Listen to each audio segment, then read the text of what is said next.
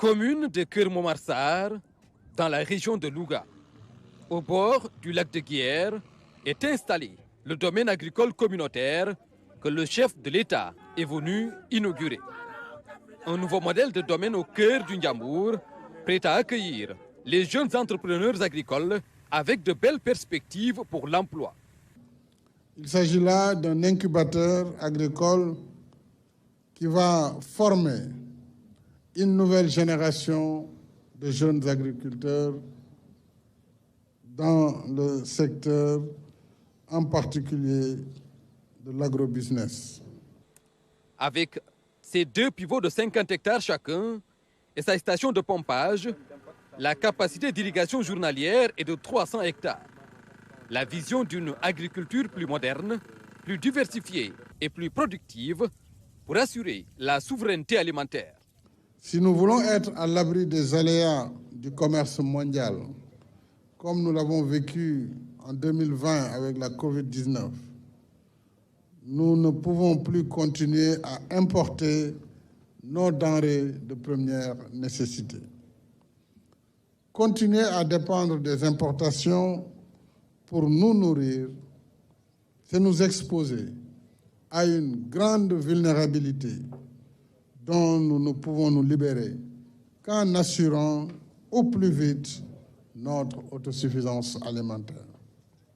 Les moyens pour atteindre cet objectif sont réels. Il y a la terre, l'eau, les ressources humaines et la volonté politique.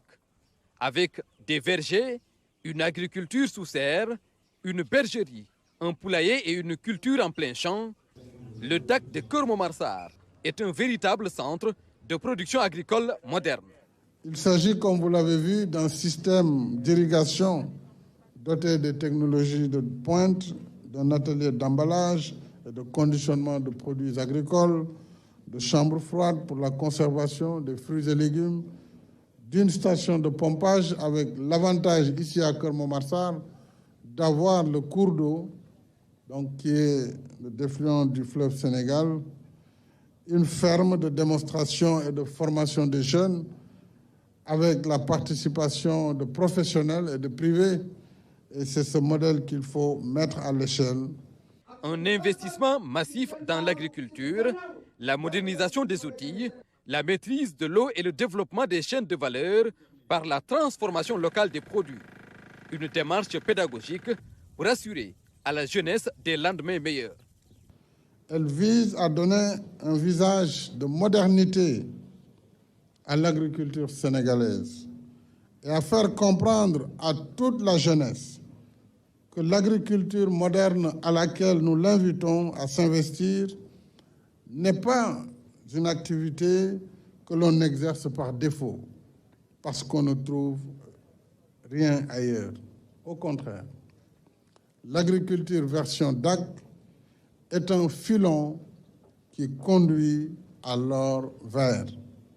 C'est une source de revenus, de richesse et de prospérité pour qui veut se former, travailler et persévérer dans l'effort. Il s'agit d'un modèle pour accroître la production animale et maraîchère. Et pour sa pérennisation, le chef de l'État invite les différents acteurs à veiller à l'entretien et à la maintenance des équipements. Nous ne pouvons pas consentir des investissements aussi importants dans du matériel et des équipements modernes pour les laisser ensuite dépérir avant leur terme.